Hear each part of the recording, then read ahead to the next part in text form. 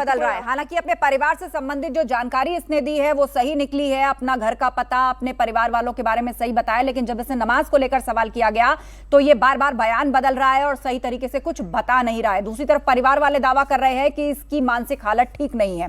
बहरहाल एजेंसियों की नजर इस पर बनी हुई है, इससे पूछताछ जारी है और उसके बाद एहतियात के तौर पर राम मंदिर में जो चेकिंग है उसको और बढ़ा दिया गया। गेस्ट पैनल हमारे साथ जुड़ चुका है। शरद त्रिवेदी जी हमारे साथ हैं, बीजेपी प्रवक्ता, मनीष सिंह जी हमारे साथ हैं, प्रवक्ता समाजवादी पार्टी। इसके अलावा डॉक्टर सुनील कौशिक वरिष्ठ पत्रकार भी हमें ज्वाइन कर चुके हैं और थोड़ी देर में मुस्लिम स्कॉलर और हिंदू धर्मगुरु भी हमारे बीच होंगे। आप सभी का स्वागत है। सबसे पहले शरद जी, इस वक्त की जो बड़ी खबर, महाबहस के माध्यम से हम उसका अपडेट भी दिखा रहे हैं कि अयोध्या में आज सुबह एक शख्स पहुंचता है, लाइन में लगता है, एंट्री करता है, राम जी के दर्शन करता है और उसके बाद बाहर आकर नमाज पढ़ने की कोशिश करता है। हरियाणा से आया हुआ एक ग्रुप देखता है, उसका विरोध होता है, सुरक्षा कर्मी उसे पकड़ते हैं और नाम निकलता है अहद शेख, शोपियां का रहने वाला। घर वाले कह रहे हैं कि इसकी मानसिक स्थिति ठीक नहीं है, पर बड़ा सवाल सुरक्षा को लेकर उठ रहा है और इसलिए उठ रहा है कि हाल ही में आप देखिए दिल्ली में भी जो ब्लास्ट हुआ था उसमें जो डॉक्टर्स का नेटवर्क पकड़ा गया है, तब भी यह जानकारी सामने आई थी कि राम मंदिर की रेकी हुई थी।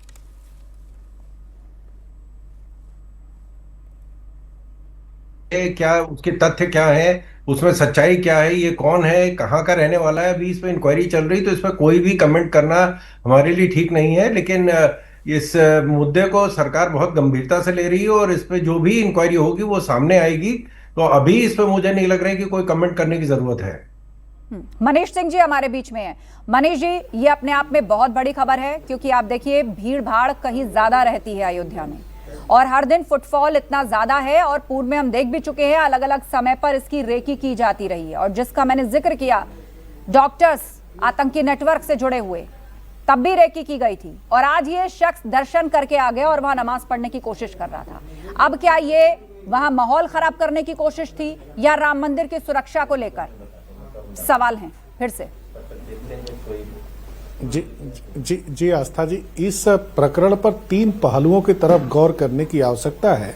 पहला ये कि जो परिजनों ने बात कही है उस परिप्रेक्ष्य में भी इस प्रकरण में जांच होनी चाहिए, एक बात। दूसरी जो महत्वपूर्ण बात है, आखिर वह शख्स या वो जो लोग हैं वो किन परिस्थितियों में वहां तक पहुंचे और जो प्रशासन के लोग थे, आखिर जो पकड़ने के बाद से पुलिस महकमे के लोग जो उनसे पूछताछ कर रहे हैं, वह बात भी सार्वजनिक तौर पे जनता के सामने आना चाहिए। समाजवादी पार्टी का स्पष्ट मत है कि सभी धर्मों के धार्मिक स्थलों की सुरक्षा करना ये सरकार की नैतिक जिम्मेदारी है। योगी आदित्यनाथ जी बड़ी बड़ी बातें करते हैं, योगी आदित्यनाथ जी बड़े बड़े कानून व्यवस्था की बात करते हैं। वो राम मंदिर हो या किसी भी धर्म के जो धार्मिक स्थल है, उनके मान सम्मान और उनकी सुरक्षा के प्रति जो उत्तरदायित्व तो बनता है उत्तर प्रदेश की सरकार और योगी आदित्यनाथ जी का बनता है। और तीसरा जो प्रकरण है, योगी आदित्यनाथ जी की सरकार की सुरक्षा के तरफ से कहां से चूक हुई कि इस तरह की बात सामने आई है। ये राजनीतिक विषय नहीं है, ये उत्तर प्रदेश की सरकार की सुरक्षा से जुड़ा हुआ महत्वपूर्ण विषय है। इस पर सरकार अगर समय रहते जनता के सामने बात रखेगी तो ये बेहतर इसका परिणाम दिखाई देगा। लेकिन लेकिन सवाल ये उठ रहा है कभी भी निर्दोषों को फंसाना नहीं चाहिए और दोषियों को बख्शा नहीं जाना चाहिए। अब जिस तरीके से आप देखिए आतंकी मंसूबों की जद में भी राम मंदिर आ चुका है। दिल्ली में जो ब्लास्ट हुआ उसके बाद जो डॉक्टर्स का नेटवर्क पकड़ा गया, उसमें जब इन्वेस्टिगेशन हुई तो पता चला कि रेकी कई जगहों की गई थी जिसमें राम मंदिर भी शामिल था। तो सुरक्षा और बढ़ाई जानी चाहिए या इसके लिए और कोई ठोस रणनीति बननी चाहिए?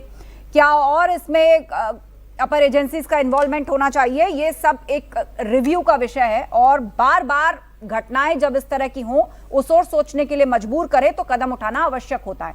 हमारे साथ जगत गुरु शांडिल्य जी महाराज भी जुड़ गए हैं, श्रृंगवेरपुर पीठाधीश्वर है, फाजिल अहमद जी भी जुड़ गए हैं, मुस्लिम स्कॉलर हैं। आप दोनों का भी स्वागत है। तो रुक कर लेते हैं जगत गुरु शांडिल्य जी का। जगत गुरु जी, अयोध्या से एक तो ये चिंताजनक खबर है जिस पर हम बातचीत कर ही रहे हैं, लेकिन उसके साथ साथ पंचकोसी परिक्रमा जहां होती है उसके आसपास किसी भी तरह का नॉनवेज नहीं बिक सकेगा। कुछ मुस्लिम धर्मगुरु इसे संविधान का हनन बता रहे हैं और जो एक चुनने की आजादी संविधान देता है वो कह रहे हैं कि इसका हनन है। देखिए, ये संविधान का आड़ लेके जो ये बात कह रहे हैं, संविधान किसी धर्म को किसी भी चीज से नहीं रोकता है। आप अपना धर्म अच्छे से मनाएं, नमाज पढ़ें, अपना कुछ करें, उससे हमें कोई समस्या नहीं। लेकिन जब बात यही हिंदू की आएगी, सनातन संस्कृत की आएगी, तो इनका पेट फूलने लगेगा। थोड़े से मात्रा में है और बड़ी बड़ी बातें करेंगे। समस्या यही है इनकी कि अगर जब हमारे जो सनातन संस्कृत के जो हमारी विरासत रही बहुत वर्षों बाद वापस आई, हमारा मूल धर्म ही यही है। असात्विक चीजें अगर देखेंगे तो मन कुंठित हो जाएगा। हमारी साधना में है, एक चींटी भी अगर पैर के नीचे आ जाती है तो हम सब लोग दुखी हो जाते हैं, और ऐसे ऐसे जीवों के काट के और वहां फैला देते हैं। देखने के बाद अजीब स्थिति बन जाती है। तो योगी सरकार ने अगर फैसला लिया है तो बहुत उचित फैसला लिया है, और ये बहुत पहले हो जाना चाहिए था। हम तो यहाँ कुंभ प्रयाग के माघ मेला में हैं, हम तो यहाँ की भी मांग करते हैं कि ये जो कुंभ क्षेत्र है, माघ मेला क्षेत्र है, अभी हमारी संतों की बैठक हुई थी, हम सब लोग मतलब आप चाहते हैं वहां भी ऐसा ही फैसला लिया जाए कि कुछ किलोमीटर के दायरे में नॉनवेज की बिक्री या फिर डिलीवरी पर रोक लगाई जाए। ठीक है, मैं लौटूंगी आपके पास। फजील अहमद जी, मैं लौटूंगी आपके पास। फजील अहमद जी हमारे बीच में, मुस्लिम स्कॉलर। फजील जी बताइए, आप पंचकोसी परिक्रमा, मथुरा में तो ये पहले से ही चल रहा है, वहां तो बैन है ही कई जगहों पर, मतलब अब नहीं डिलीवर होता या नहीं उस जोन को डिक्लेयर किया गया है कि यहाँ पर बेचा जा सकता। अब अगर पंचकोसी परिक्रमा के आसपास भी ये फैसला लिया गया है तो अब इसमें संविधान को बीच में लाने की क्या आवश्यकता है? वो जगह ही ऐसी है, वो तीर्थ है बहुत बड़ा, और वहां पर जो परिक्रमा करने के लिए आते हैं, भक्त आते हैं, वो पूरी तरह सात्विकता धारण करके आते हैं और उसी लिए पहुंचते हैं। अब वहां नॉनवेज का क्या काम? जिसको नॉनवेज खाना है वो थोड़ा और आगे जाके खा ले। महाराज जी ने बहुत अच्छी बातें की। निश्चित रूप से जहां उपभोक्ता नहीं होंगे वहां कोई सामान बिकेगा ही नहीं, आप समझिए इस बात को। कोई अगर नॉनवेज नहीं खाने वाला है तो कौन पागल आदमी जाके वहाँ नॉनवेज बेचेगा जिसका माल ही नहीं बिकेगा। हरिद्वार में नहीं बिकता है लेकिन वहाँ कोई नहीं कहता, और कोई मुसलमान तो नहीं बोला ये बात को। ये तो सोशल मीडिया में कुछ शगुफेबाज लोग होते हैं जो थोड़ा थोड़ा बोलते रहते हैं। कौन मुसलमान बोला कि हम वहाँ जा कर के नॉनवेज खाएंगे या बेचेंगे? अब महाराज जी बोले कि हम लोग चींटी नहीं मारते हैं लेकिन दलितों को मार डालते हैं, दलितों की हत्या कर देते हैं। शास्त्रों में भी लिखा है और वर्तमान में भी लिखा है कि दलितों की हत्या कर देते हैं लेकिन चींटी नहीं मारते हैं। ये जो इन लोग की जो भाषा है ना, ये दलित को, पिछड़ा को, मुसलमान की लिंचिंग कर देंगे। आपकी भाषा है बांग्लादेश लेकिन ये दलितों को मार के अभी देखिए, अभी उत्तर प्रदेश के अंदर दलित महिला के साथ रेप और हत्या का मामला कितना तूल पकड़ता जा रहा है। बहुत सुरक्षित। मैंने कभी भी ये लोग कभी भी ये बात नहीं बोलते हैं कि हमको किसी मानव की हानि नहीं होनी चाहिए। किसी इंसान को मार देना इनके लिए आसान है, लेकिन चींटी को मार देना बहुत मुश्किल है इनके लिए। ये लोग चींटी को नहीं मारते लेकिन इंसानों को मार देते हैं। कभी भी इस तरह की बात नहीं करना चाहिए। अरे भाई, जहां कोई मुर्गा मछली खाएगा ही नहीं तो बेचेगा कौन? अपना माल सड़ाने जाएगा क्या वहां पे? बिजनेस का तरीका है। अगर आपको टीवी कोई नहीं देखेगा, आस्था जी, तो आप चैनल चला पाएंगे?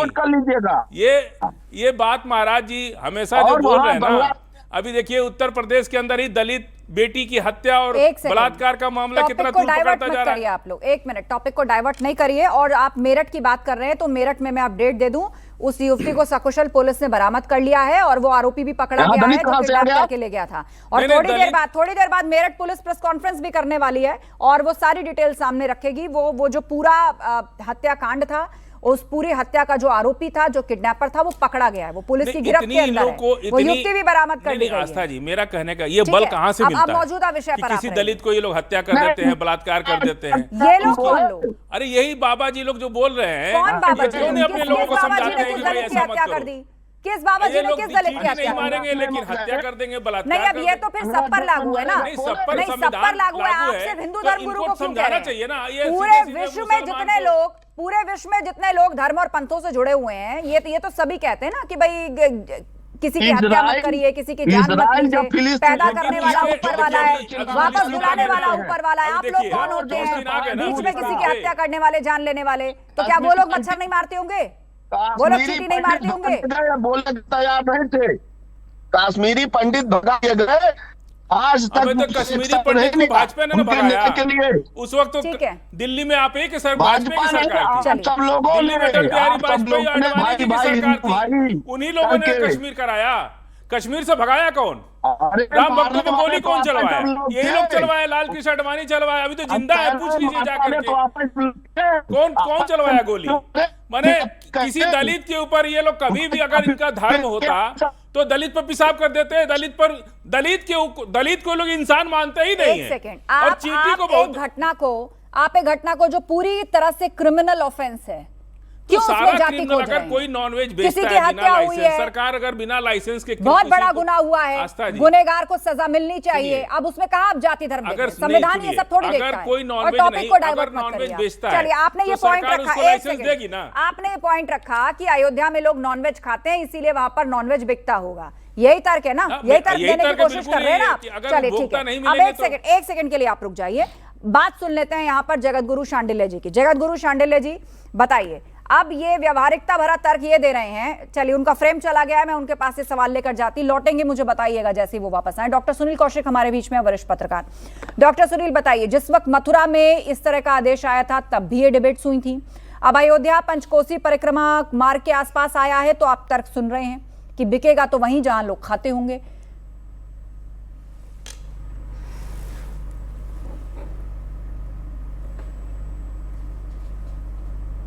आप तक आवाज पहुंच रही है डॉक्टर सुनील? हाँ बिल्कुल आ रही है आस्था जी। हाँ, देखिए मुझे लगता है कि अयोध्या में जो भी निर्णय सरकार ने लिया थोड़ा देरी कर दी। अयोध्या में ये निर्णय पहले ही लिया जाना चाहिए और उत्तर प्रदेश सरकार को ये सुनिश्चित करना चाहिए कि जितने भी धर्म स्थल हैं या धर्म नगरी हैं वहाँ एक ऐसा पैमाना, एक ऐसा ब्लूप्रिंट तैयार करना चाहिए, एक रेखा ऐसी खींचनी चाहिए जहां ये नॉनवेज बेचा ही न जाए और लाइसेंस भी न दिए जाए। लाइसेंस देने की प्रक्रिया क्या है उसमें मुझे लगता है कि नियमावली को बदलने की आवश्यकता है कि जितने भी बड़े मंदिर हैं या धर्म नगरियां वहाँ लाइसेंस इशू नहीं किए जाएंगे। तो जब लाइसेंस इशू ही नहीं किए जाएंगे तो फिर अपने आप नहीं बिकेगा वहाँ पर। तो मैं जहां तक मानता हूं कि थोड़ा सा लेट कर दिया और जिन लोगों के लाइसेंस हैं वहां पर केवल आपने आदेश कर दिया, उनकी भरपाई कैसे होगी? ये सरकार को सुनिश्चित करना चाहिए कि जो लाइसेंस दिए गए हैं क्या वो ट्रांसफर किए जाएंगे या कोई और उनको मुआवजे के रूप में दिया जाएगा। बहुत सी मंदिरों पर कौशिक जी बलि होती है, उसका क्या करेंगे? देखिए बीच में बात मत कीजिए फाजिल नहीं, साहब। बता याद दिला रहे हैं। कहाँ बलि होती है? लौकी बहुत से काटा मंदिरों जाता है। पे बलि की तुम कद्दू फालतू टाइप की काटा बकवास जाता कर रहे थे, मैं बोल कहाँ नहीं की रहा था बात ना कर रहे हैं आप? नहीं, Please. बहुत से सबकी मंदिरों बंद पे हो बलि चुकी चढ़ाई बात अरे प्रकाश please, देश। मेरी बात हाँ। करें, मत दीजिए, नारियल फोड़ा जाता है, लौकी काटा जाता है, कद्दू काटा जाता है। हम्म। शरद त्रिवेदी जी। देखिए, पहले तो ये कि आज सिर्फ डिलीवरी को बैन किया गया है। जो अयोध्या में बैन था वो मई में हुआ था, आज नहीं हुआ था। और दिसंबर में आम आदमी पार्टी सरकार जो पंजाब में जिनकी सरकार चल रही है, उन्होंने अमृतसर जो वॉल्ड सिटी है उसके अंदर उन्होंने मीट और शराब बैन करी है। गुजरात में जब से आजादी मिली तब से वहां बैन चल रहा है। ऋषिकेश और हरिद्वार में कांग्रेस सरकार ने बैन किया था, हमने नहीं बैन किया था। यहां पे आस्था का मामला है, किसी को शराब पीने से नहीं रोका जा रहा है। सिर्फ ये कहा गया है कि 15 किलोमीटर के बाहर आपको जो करना है करिए। आज डिलीवरी को बैन किया गया है। मथुरा में 10 किलोमीटर जो मंदिर परिसर है उसके आसपास बैन किया गया है कि वहां पे आप शराब मत पीजिए, वहां पे कोई ना डिलीवरी होगी ना सेल होगी। यही चीज 250 मीटर जो मंदिर है वाराणसी में, उनसे 250 मीटर की परिधि में कोई भी सेल, परचेज या डिलीवरी नहीं करी जाएगी। ये आस्था का मामला है और हर धर्म के लिए ये लागू होना चाहिए। ये सिर्फ हिंदू धर्म नहीं, क्या ईसाई जो है वो चाहेंगे कि शराब पी के लोग चर्च के बाहर कुछ हरकत करें, या मस्जिद के बाहर वो कहते हैं कि नहीं साहब वहां डिलीवरी आप नहीं पिएंगे तो नहीं सर्व होगी। अगर हम ला के वहां पे पिए और वहां कोई आके झूम रहा है बाहर तो क्या उसको पसंद करेंगे? ये समस्या सिर्फ आस्था से जुड़ी है। ये समस्या जुड़ी है कि लोगों को क्या मानना है। अगर इस तरह की शराब की घटनाएं ऐसी जगहों पे होंगी तो वहां पे शांति भंग हो सकती है। लोग जो वहां चिंतन करने जाते हैं, जो आस्था के लिए जाते हैं, जो सम्मान के लिए जाते हैं, जो अपने धर्म की तरफ जिनका झुकाव है, उनको ये नहीं अच्छा लगेगा। तो इसलिए ये किया गया और ये पहले से ही चला आ रहा है। यही चीज गुजरात में पालिताना शहर में करी गई है। राजस्थान में भी कई जगहों में इस तरह के ऑर्डर पास किए गए। तो जहां आस्था का मामला और जहां खास तौर से मथुरा, काशी और अयोध्या जो सबसे बड़े हिंदू धर्म के आस्था के केंद्र है, वहां एक ऑर्डर पास किया गया है जिसमें खाने पे कोई बैन नहीं है, लेकिन जो मंदिर की परिधि है, मंदिर की जो सीमा है, उससे 15 किलोमीटर अयोध्या में, 10 किलोमीटर मथुरा में और 250 मीटर की दूरी में आप बना के रखिए। बस इतना कहा गया है, किसी को किसी काम से नहीं रोका गया है। जिसको खाना वो 15 किलोमीटर बाहर जाके खा सकता है। ठीक है। जो शराब पीना चाहते हैं गुजरात में, वो आते हैं राजस्थान में या महाराष्ट्र जाते हैं, जो पीना चाहते हैं वहां जाके पीते हैं। सिर्फ गुजरात में बैन है। तो ये जो इसको घुमाया जा रहा है कि नहीं साहब ये एक धर्म विशेष के खिलाफ है, ये कोई पारसी इस बात को नहीं कह रहा है, कोई सिख इस बात को नहीं कह रहा है। अगर लेकिन एक धर्म विशेष जो है बड़े जिसको तीर्थ सारी हैं, समस्याएं वहां पर आ ऐसा जाती कोई हैं। मॉरल कोड चलता है या बनाया जाता है, तो उसमें गलती क्या है, हर्ज क्या है उसमें? आस्था जी सिर्फ बात राम मंदिर की नहीं है, बात सिर्फ काशी विश्वनाथ मंदिर की नहीं है। देश में कोई भी धार्मिक स्थल, चाहे वो किसी भी धर्म का हो, उसकी स्वच्छता, सुंदरता और उसकी व्यवस्था की जिम्मेदारी सरकार बेहतर तरीके से निर्वाह करे, गैर राजनीतिक भूमिका को बनाए हुए, तो ये स्वागत योग्य है। लेकिन योगी आदित्यनाथ की सरकार हर राजनीतिक फैसले को हमेशा से कोशिश ये करती, हर निर्णय को एक राजनीतिक रंग देकर के उस पर ध्रुवीकरण करने की कोशिश करती है। मैं ये बात थोड़ा सा संकेत के तौर पे कह रहा हूं, इस बात को आप समझने की कोशिश करिएगा कि योगी आदित्यनाथ के नेतृत्व में उत्तर प्रदेश की जो सरकार है, उसके अयोध्या की पावन धरती के डेवलपमेंट के लिए 50,000 करोड़ रुपए से ऊपर के पैसे अयोध्या की पावन धरती पर गए हैं। लेकिन वही अयोध्या की पावन धरती जब बारिश के समय में हमारी सड़कें टूट जाती हैं, रामपथ हमारा डूब जाता है, वहां का जिला अस्पताल पानी में लबालब भर जाता है, तब पूछिए इन भाजपाइयों से जो मांस और मदिरा का सेवन करते हैं, इन भाजपाइयों से पूछिए, उसी राम मंदिर की धरा पर ये जो मांस और मदिरा का सेवन करने वाले भाजपाई हैं, पूछिए योगी आदित्यनाथ से जो कहते हैं कि हम संत हैं। लेकिन उत्तर प्रदेश में सबसे बड़ा जो आबकारी विभाग है, आबकारी विभाग ने एक विधानसभा क्षेत्रों में 50-50 आबकारी की ठीक है मनीष जी, रुक जाइए। लास्ट एक मिनट है, मैं चाह रही हूँ सब लोग अपनी अपनी बात रखें। शरद जी आपका जवाब।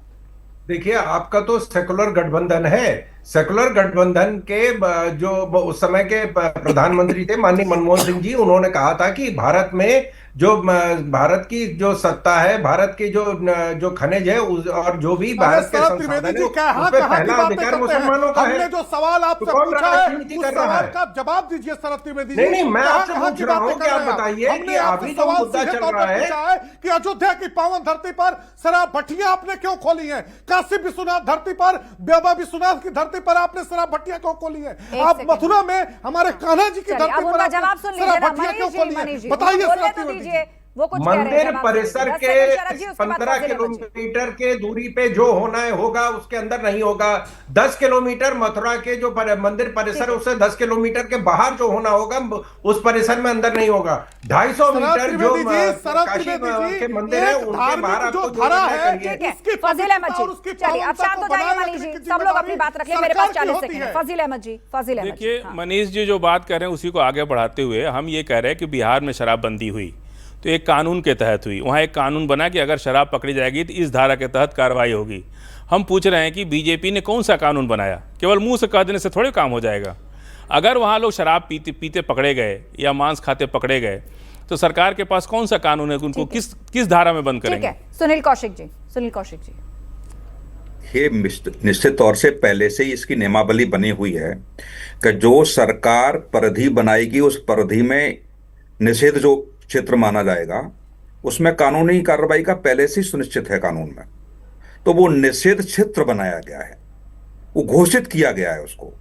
तो ऐसा नहीं कि पहले से प्रदेश में कानून नहीं है, ये सीमा निर्धारित कर दी गई। जैसे सरकारी दफ्तरों में या सार्वजनिक जगहों पर आप ऐसा शराब पीते हैं, सिगरेट पीते हैं या और जो कानून के तहत बातें हैं, उसमें प्रावधान पहले से है। तो वो एक परिधि निर्धारित सरकार ने की है।